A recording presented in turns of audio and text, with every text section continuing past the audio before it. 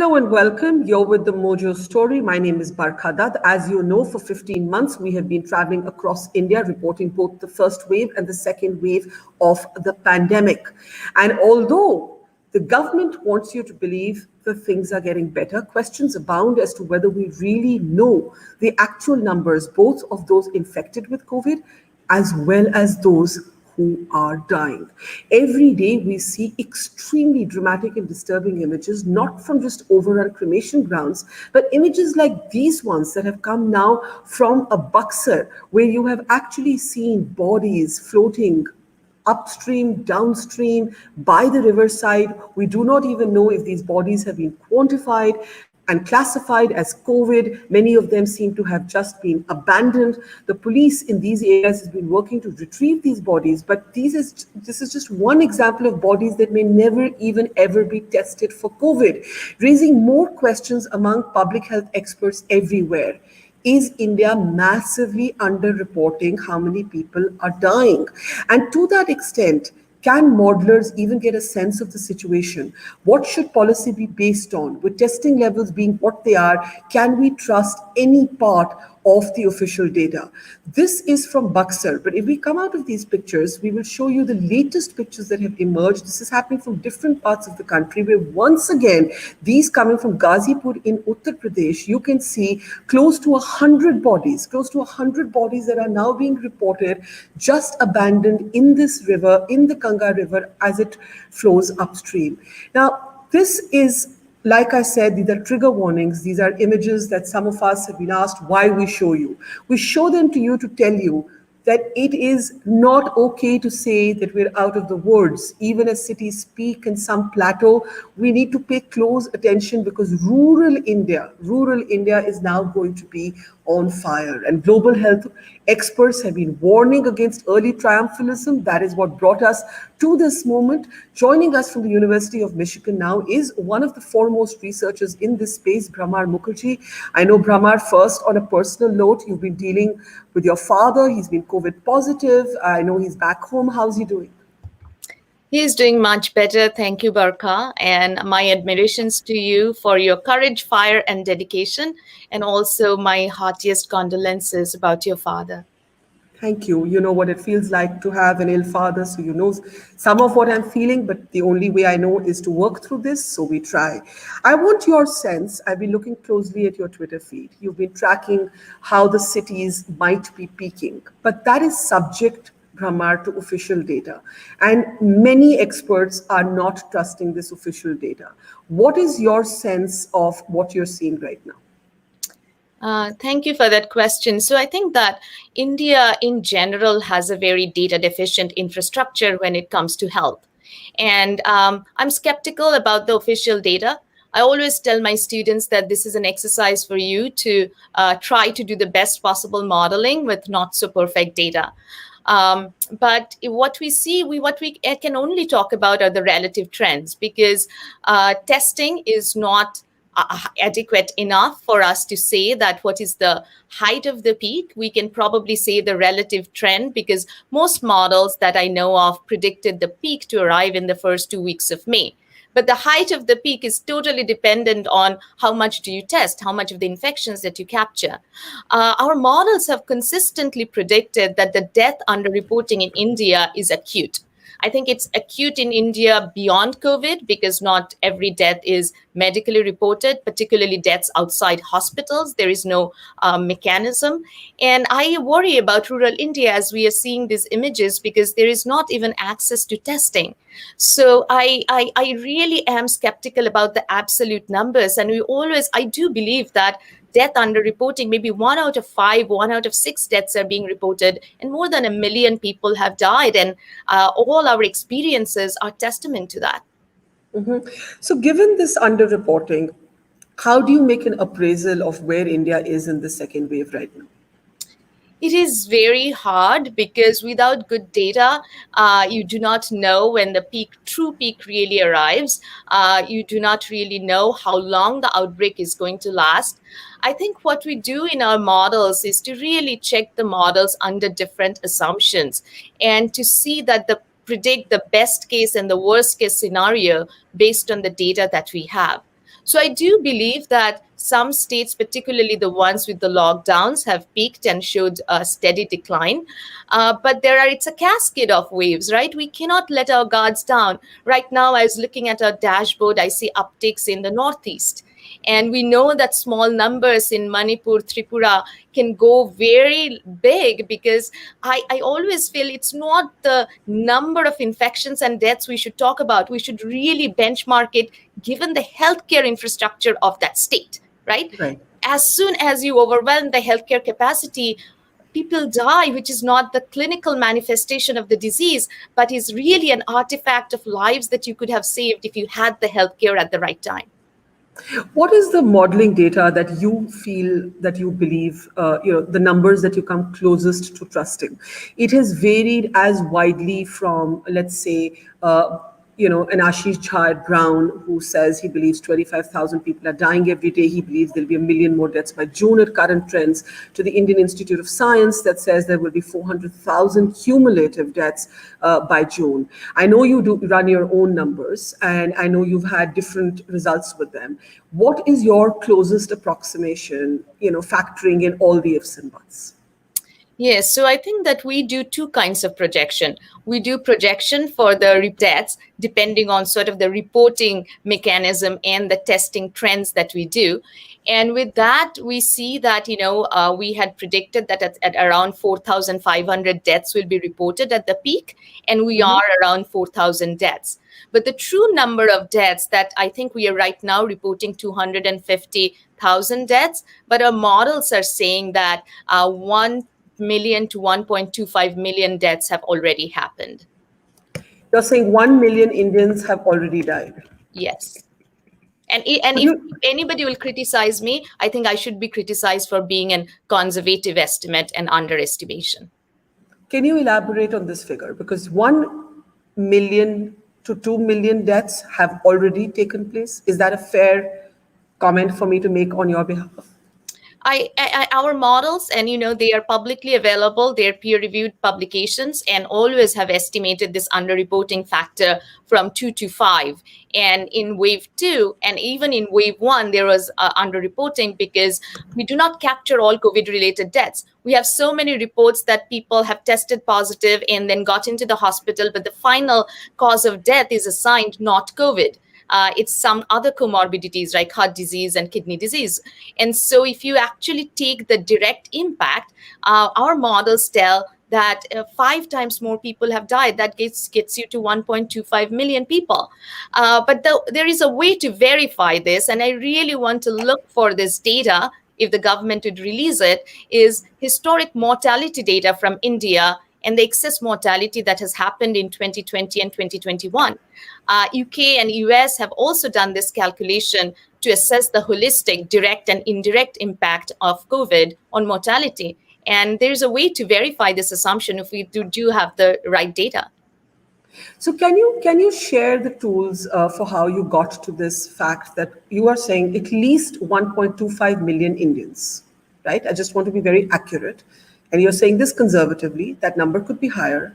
1.25 million Indians are already dead and not counted in the official data, which is still at about 1/4 of that number. So yes, so as I said, that I do believe that all estimates come with uncertainty, because we do not know. In wave 1, we have consistently estimated that the underreporting factor is between 2 and 5. And in our recent projection in wave 2, it has gone up, because I also think the reporting system is delayed right now, right? We are not capturing all the deaths. Maybe that will show up later. That's why I think this holistic data on mortality is also very important, that has there been a rise or not. I also think that how we come up with these estimates, I wrote an opinion piece in the Hindu, our team wrote, different models have different ways of arriving at it. What we do is actually, as you know, that we only see the tip of the iceberg in terms of the detected cases.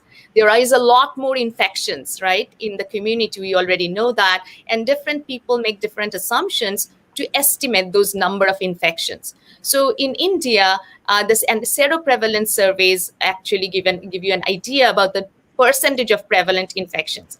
So for example, just to explain to you, in January, the ICMR released this number that 21.5% of the adult population in a national sero survey had antibodies. So that would take you to 178 million adult cases right there.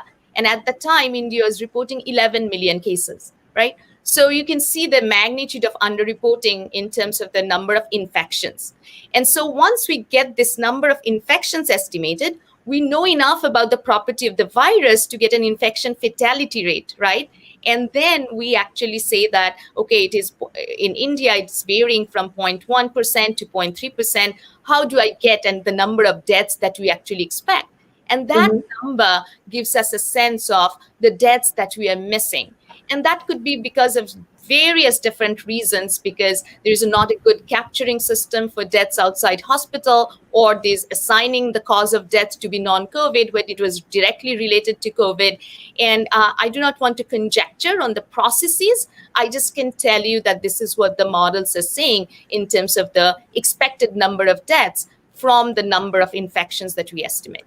Let me ask you this anecdotally from my own reporting from cremation grounds, and this is of course anecdotal. The factor between actual and real seems to be off by at least a factor of 3 to 4, which seems to be fitting in with what you're picking up from other places as well.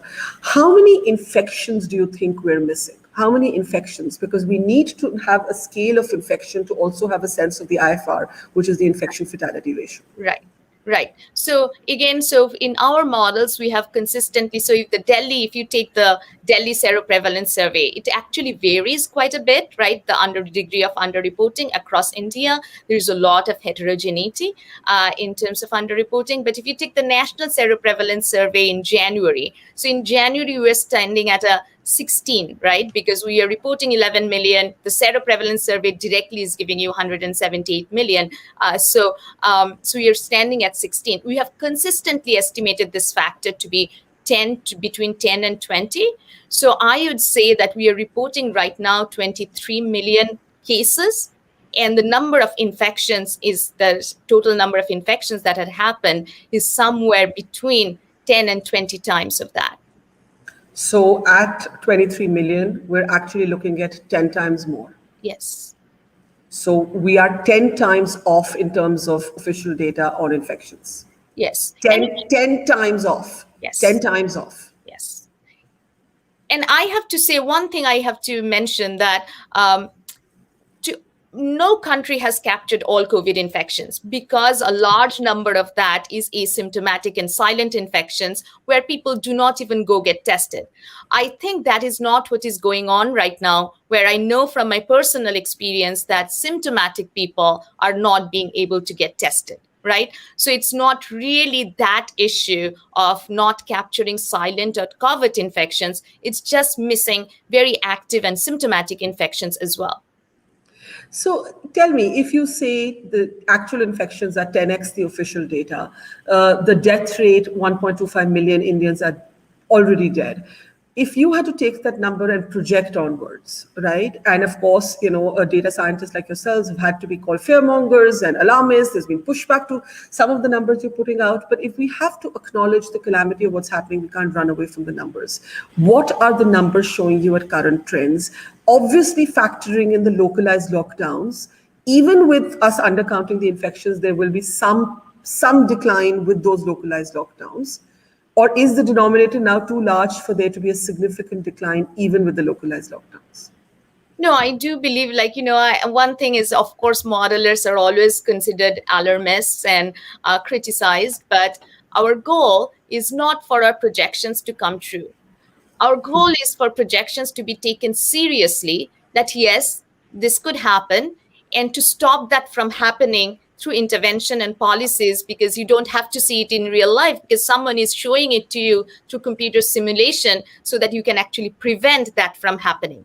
So I'm actually really happy to be wrong. So yeah. I think I said 3 weeks ago that at the peak, India could have 8 to 10 lakhs of reported cases. And if India reports 4 lakh cases due to various processes, I would not be sad. I would be really thrilled if this crisis is minimized, because all these numbers and data that we deal with are really faces of people. And my dad became a statistic, right, 2 weeks ago. that I'm Yeah. analyzing. So this is deeply, deeply personal to me. So I think that, I do definitely think that there is a way to prevent it. The IHME model is predicting 1 million reported deaths by August. And we are reporting, right? That takes into account the reported deaths only, the not the But that is cumulative deaths, that's whereas most cumulative. modelers are predicting 1 million more deaths. Yes. So what I believe is, like, the once we get to this level of spread and infection, it will take a while for the fatalities to come down, right? People are really talking about the peak and give, again, I see the same mistake being made of false assurance, because if you go up to that height, it will take a while to come down. Even if you look at the US second wave, right? It's Yeah. not, of course, the second waves are taller and skinnier than the first wave, so it is going to come up and go down faster. There is a sort of symmetry of the curve, but it's not going to disappear overnight as soon as you hit the peak, because even 200,000 infections every day is enough to overwhelm healthcare capacity. So more people are dying than the clinical manifestation of the natural mortality of the disease. And that's the really alarming part. And that's where we really need to still scale up all our efforts and not be complacent. We saw what complacency and negligence and hubris can lead us. Are we going to make the same mistake again? So Yeah. that's why I want everybody to be on the guard. And also, the problem in Delhi and Mumbai has subsided a little bit, does not mean that Calcutta and Madras and, like, Chennai and Manipur, Tripura, all of these states are not at risk. So everybody's life is valued and nobody is safe until everybody is safe. What does your dashboard show you in terms of the geographical anticipation, if it's possible at all, of how this virus is moving? Yes, so a few weeks ago, we were really concerned about, after Delhi and Mumbai, we were really concerned about UP, Bihar, West Bengal, Karnataka. And, the Karnataka lockdown is actually taking a very gradual effect, right? So you are, not seeing an immediate response, but our model is saying that within the next few days, you are going to see a response in Karnataka as well. So those are good news. West Bengal, it's very hard to predict, because it seems like there's very limited testing there. So so it's an unusual shape for the curve, where almost the peak have plateaued. It seems like, but it's not really coming down. But West Bengal also, we project that it will come down. It is moving to the, so I'm a little worried about Andhra Pradesh and Tamil Nadu, and also now for the south and the northeast. So this morning, though the cases are limited, I saw upticks in Tripura and Manipur, and also Assam has a very high R. So, and I have been consistently noticing that from April onwards, Assam is also showing a quite a high uptick. Uh, Rural India, how do you even begin to gauge, because it is so vastly undocumented? How do you make sense of the numbers there? We just may never know what's happening there. Completely true. As I said, that rural India, in terms of reporting, right? I was talking to somebody living quite far, even in West Bengal.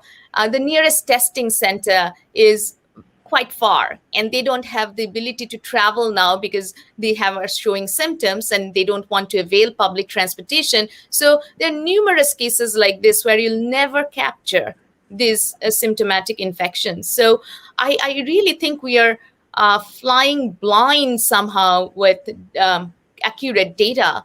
And of course, many of the deaths are happening not in the hospital, so they are never really being registered.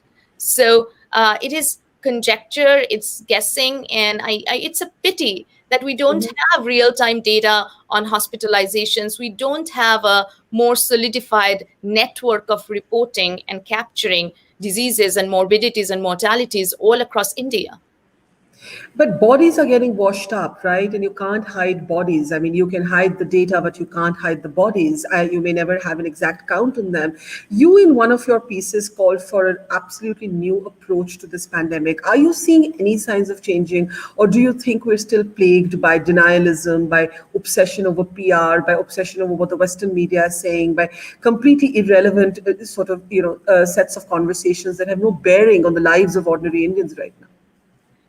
I believe in public health, and we know that public health interventions work. We have seen from natural experiments all around the world how we can deal in an effective way with the pandemic. So, for example, just look at like the variants and the vaccine, the two V's that we are really concerned about. How are we addressing them? Do we have credible data on the space-time map of these variants? And we just hear that the new variants are emerging in different places, and this is something where we really need credible data for the world community. Everybody needs to really, the whole scientific community needs to analyze this data, so to get a handle of these variants of concern. And then also look at vaccines, right? So far, I think 2.5 to 3% of India is fully vaccinated.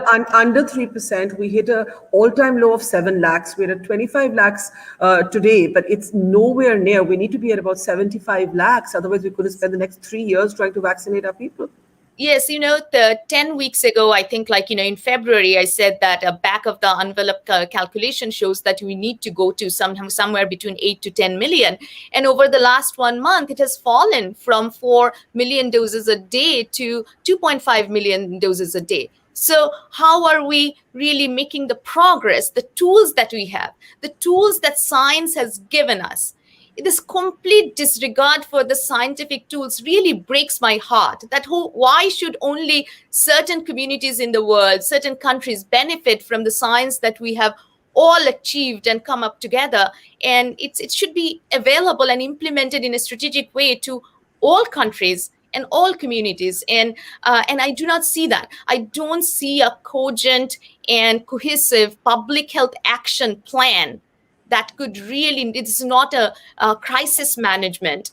It's really a long game for India, because if you think about all of these infections, is a long COVID syndrome, right? That Yeah. post-COVID sequelae happen. Generations of Indians are going to face that.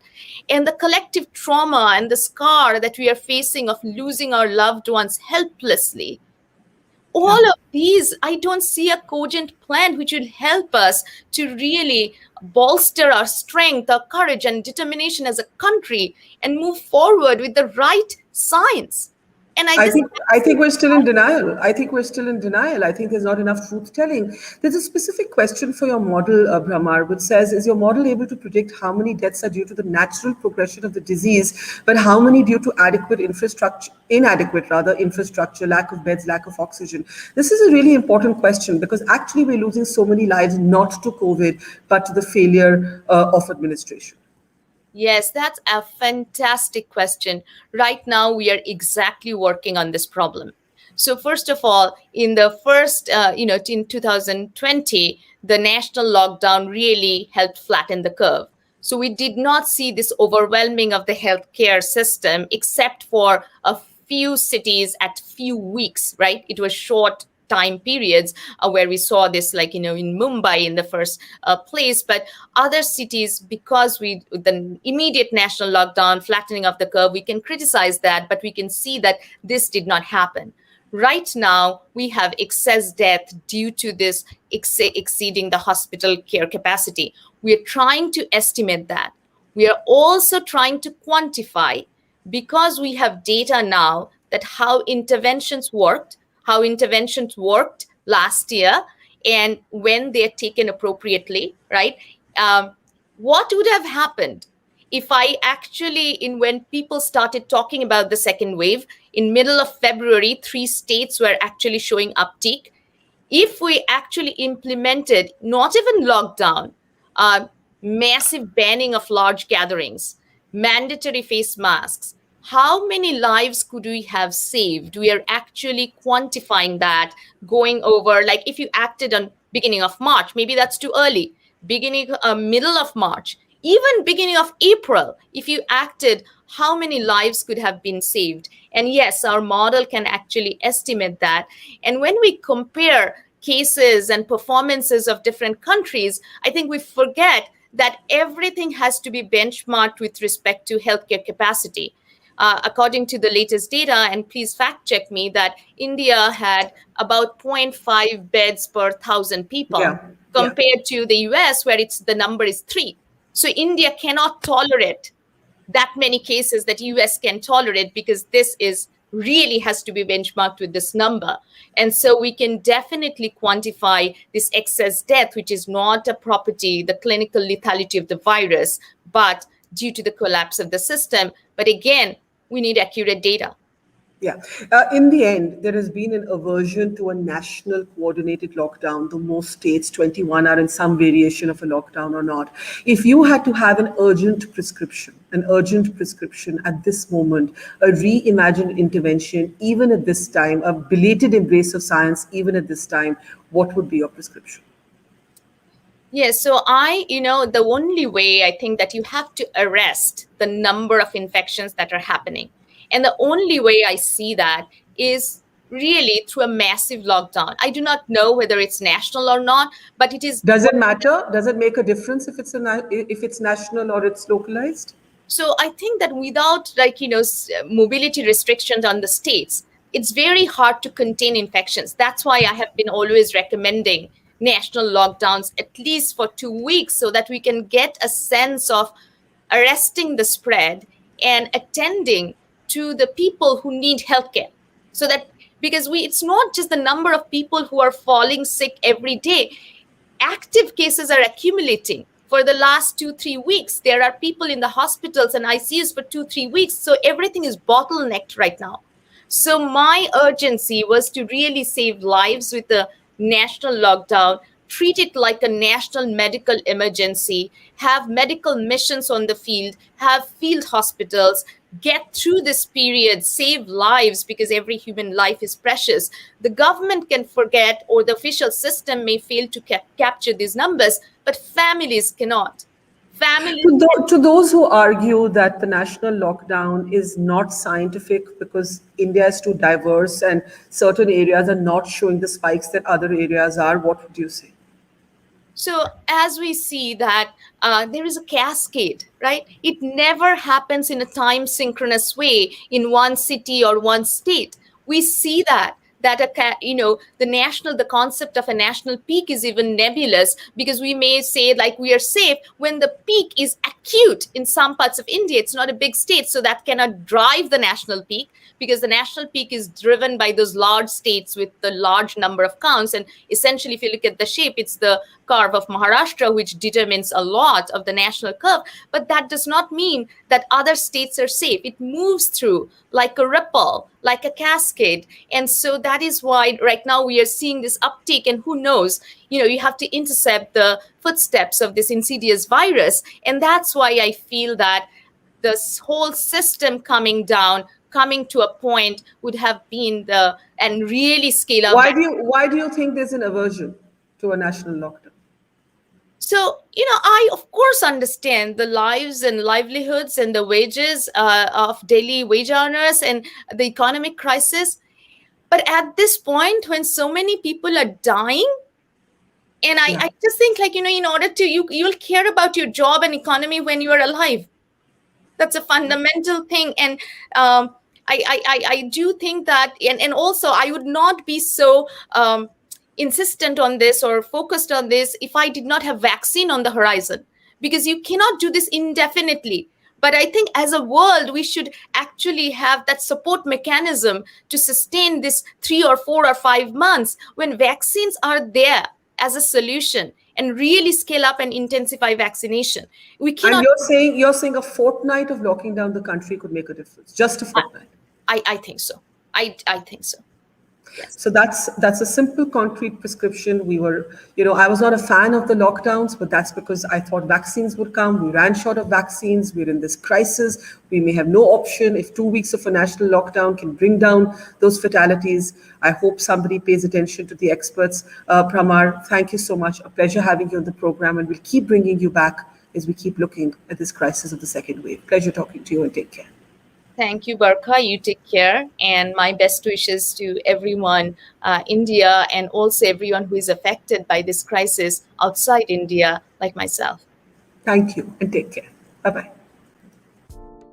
It's great to see you here. Thank you for watching our work. If you haven't subscribed yet, don't forget to click the bell icon and subscribe to Mojo Story and support independent, robust journalism.